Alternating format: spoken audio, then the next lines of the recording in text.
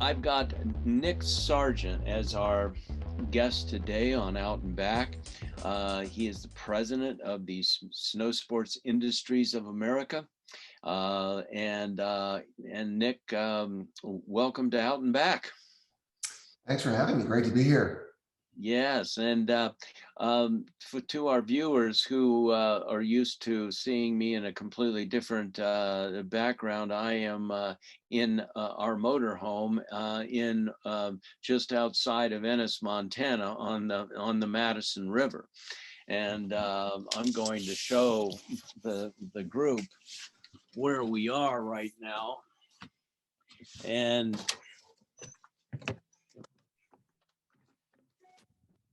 so I don't know, Nick, if you can see that, but that's the Madison River, and there's the Madison. That's the Madison Range right there, and that's our property. And so we're up here for a few days of fishing, and so that is Montana, and it's a lovely place to be. So back in the motorhome. So the light is good and we can hear. Yeah. So one of the things I wanted to talk with you about, was the water situation. Let me set this up if I can with regard to the audience. Nick and I have been skiing for a very long time. And in the old days, it used to be that we had an ample amount of snowfall. In fact, we had in Park City, Utah, we might have 30 or 40 days of powder days of fresh snowfall. And in the early days, there was no such thing as snowmaking. So to make a long story short, what has happened now is because of climate change and because of the continued lack of snowfall and decreasing amount of snowfall, we have now particularly the big resorts, but most resorts have snowmaking, and those guns run and they take a lot of water, and we're running out. We're having a water problem, and because we have a snowfall problem, we're having a water problem. And so, Nick, the first question that I've got is address climate change and am I right about what's going on with groomed slopes, the importance of the water now in the winter for the ski resorts? Yeah, I mean, this is our largest threat to the winter outdoor business. That includes the retailers, the manufacturers, the suppliers, the resorts. And certainly snowmaking has evolved over the last 40 years. Originally, it was designed to help get those resorts through those warm spells you might have experienced if you have been in the East or you're from the East. There's always a thaw in January and a bunch of rain, typically Christmas week. But since the evolution of snowmaking, it's really become a huge factor to the success of a resort. When they can start blowing snow, when they can open their resort and start making money. With climate change, we've lost 30 days of winter in the last 10 years. So when you think about winter in its entirety, it's about 160 days. And I'm referring back to those days when you and I were skiing a long time ago, and specifically here in Utah, you would experience 30 or 40 days of powder. This last winter, I only had one powder day, and that was New Year's Eve. And I guess I could have hunted it out a little bit more, but I think to be very fair, there was about 10 solid days of fresh snow here in Utah. And that is a major effect of climate. And for the deniers that are out there, and believe me, there's a lot of them, this is happening. And it doesn't mean that the snow is going away per se immediately, but we're seeing different weather patterns and changes, whether it's hurricanes in the Midwest or tropical depressions in the Southeast, whether it's a drought here in Utah and in the West, more snow in the East or the Pacific Northwest. Like that's all based on climate. But getting back to, the real issue at hand is the drought. And, there was a phenomenal article in the New York Times 2 weeks ago around the Great Salt Lake, and that the water in the Salt Lake Basin drying up. That's going to have a direct impact on the Little and Large Cottonwood Canyons and the amount of precipitation that they historically have been known to have, are the backbone of their business. And for all of you that go to Alta, myself included, that is going to have a dire effect in the next 5, 10, 15, 20 years. And then what does that mean for Park City, Deer Valley, canyons, Snow Basin, Nordic Valley, and we're all going to suffer. And so we have to start thinking about and doing our part if we want to preserve what's left of potential snowfall in the future. I've also learned that was a great article in the New York Times. And what I've also learned from several conversations is the water in the Great Salt Lake, when it's full, that really precipitates more snowfall because the clouds come in, they sucked up that water, and then in the Big and Little Cottonwood canyons. I have a hard time too saying that. Yeah. All those resorts, and that could be Brighton, that could be a variety of different. All of those resorts then will be hurt. Is that correct? That's correct. Yeah, and again, you're spot on. The weather comes across Nevada and Utah, picks up moisture out of the Great Salt Lake, and then lays it down at Brighton Solitude, Snowbird Alta, and then on the other side of, I think they call us the back door. Is that right? Over here in Park City. Yeah. I learned that this year. I never heard of that, but anyway. So yeah, that's going to have a major effect. And as part of that issue, we're going to be dependent more on water to fuel snowmaking, which in essence isn't going to exist. So what does that mean for this community, Park City? And I kind of think of it as a cyclical cycle of the mining industry, which went belly up, and then the resort industry came into business. Are we going to be on the same cycle as the mining industry? And those are the thoughts that I think about, just as living here and enjoying the mountains, in all seasons. Well, let's talk about California, because they have a huge drought problem there. Right. And, typically the Sierra Nevadas get, an untold amount. They can get 20 and 30 feet in a week or two. Mm-hmm. And what's interesting about that is, they don't get that anymore. So what about, what about those resorts, Squaw and et cetera, et cetera? What about those resorts? What are they going to do? Yeah, I mean, that's the $1 million question. And well, probably in this next generation, the $1 billion question. Truckee River is at an all-time low. The lake is low as well. And you're seeing increased threat of forest fire. And we saw that last summer. And that fire ripped through the resort. I can't think of the name off the top of my head. But that resort really took one for the team. And, that is a horrible example, but it's also an example of what's possible.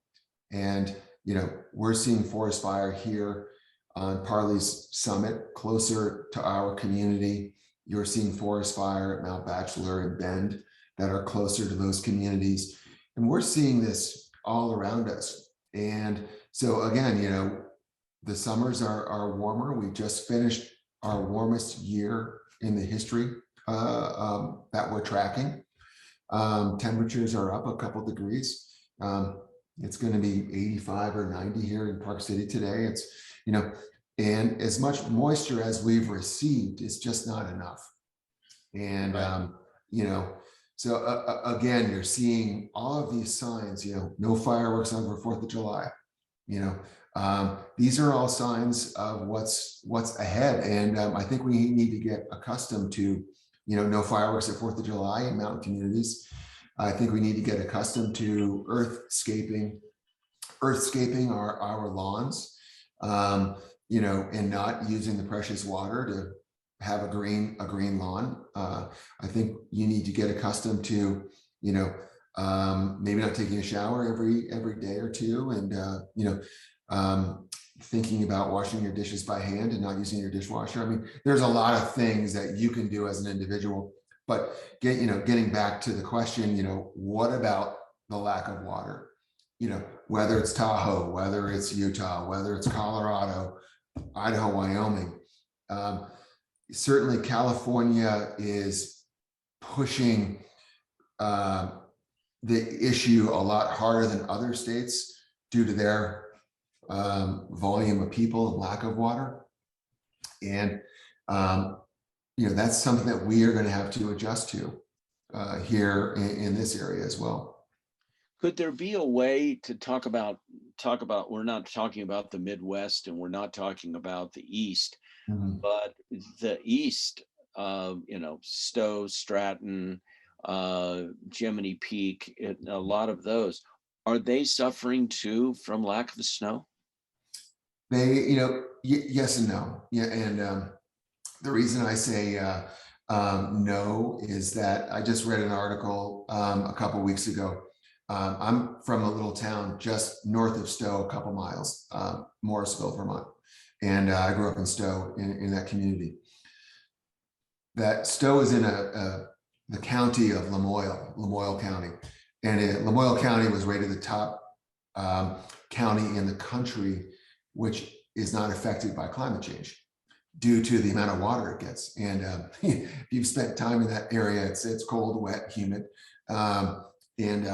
But they are affected by the lack of snow, and they are seeing swings of temperatures of 30, 40, 50 degrees over Christmas week or in January, where it rains Christmas week, and if you spend time in Vermont, it's going to happen.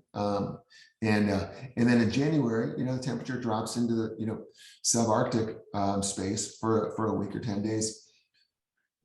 But that time frame is shrinking, and the resorts are having to work harder to make snow and keep snow, and certainly the business of resorts, it has become what it is, a business, and they're not family run anymore.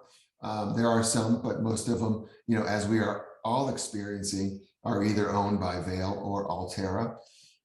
We're experiencing, more people wanting to participate, not new users, but past users or core users, as we call them in our research here at SIA.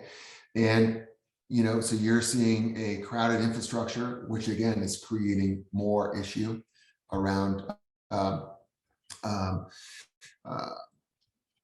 just the clogging of roads and the arteries that lead into communities. Same thing is happening here in Park City, on I-80 and 224 coming into Park City.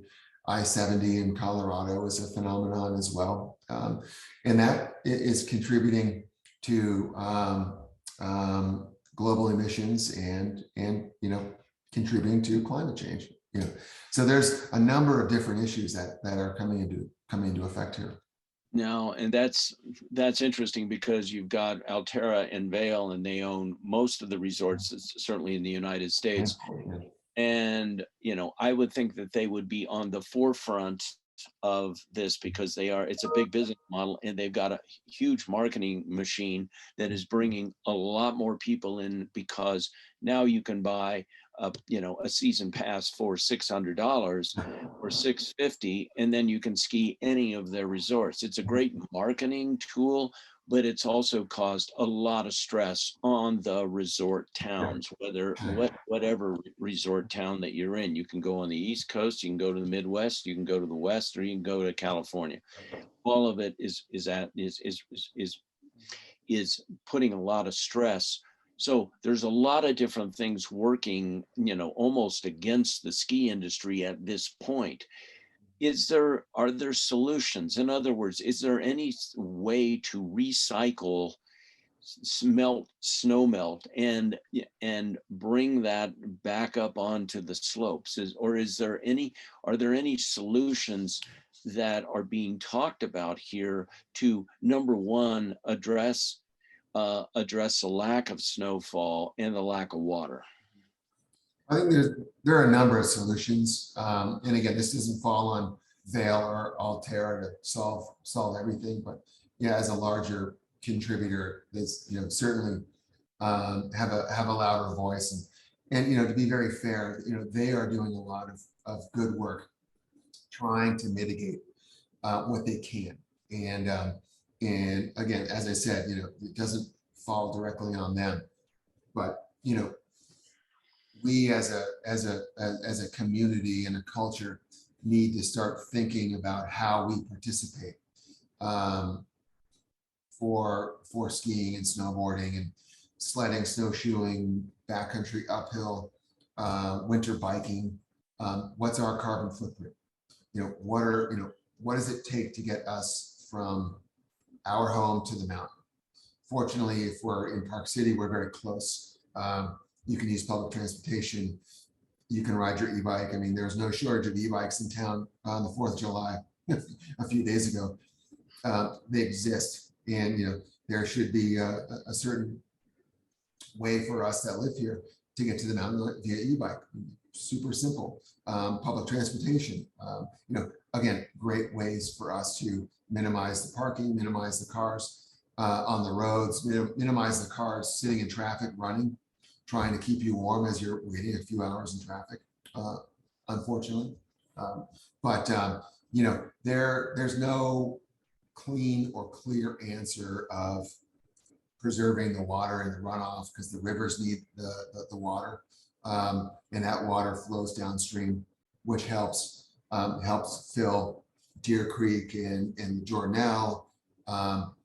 We need to be talking to the farmers in the Salt Lake Valley who have water rights to allow that water to get back into the Salt Lake. So there's a lot of things that, if we can raise the Salt Lake an inch, I mean, that's going to solve a lot for the next, short period of time. But if we can do that year over year, that's going to help preserve the industry, for the next generation.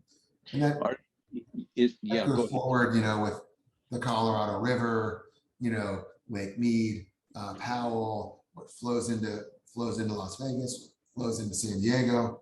Again, all that power is being generated to help these cities, but without the water, you can't make that power either.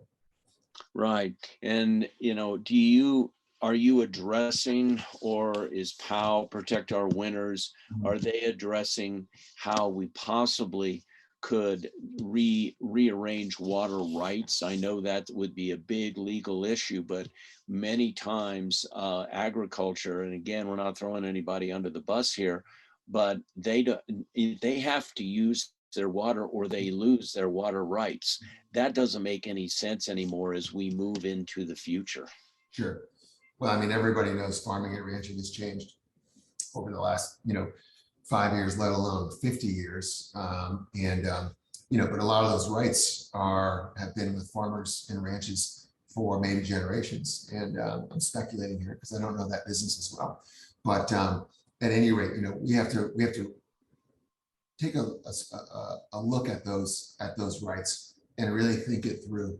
You know, we don't want to hurt the farmer or the rancher, but if there's no water, it's going to affect everyone. So it takes a review process. You know, there's a lot of groups out there that are doing great work. POW certainly is one of them. And um, uh, we have our own climate platform here at SIA called Climate United, where we are rallying our 700 members to do what they can to mitigate the sustainability of their manufacturing, transportation, packaging, just the way that they run their office. And, you know, if we can do our part there, you know, we're just another link in the chain that's helping control what we can control, but we can't do it alone. And, you know, it's going to take a village, as they say, to make a stronger effect. And certainly with what the Supreme Court laid down on their decision around climate emission standards, you know, sets us back a couple steps. And but to say that that's gonna kill us is probably the wrong approach. It's just going to hurt those companies as they're making changes moving forward. The companies that have adjusted their emissions, you know, will continue to do so. But again, you know, everyone is going to have to contribute for winter to be sustainable. Do you think that this is catching on with the skiers? Because you guys represent the ski industry, the entire ski industry. Yes, you're working with the owners and the operators of resorts in Vail and Altera. I'm sure you're talking with them weekly on this issue.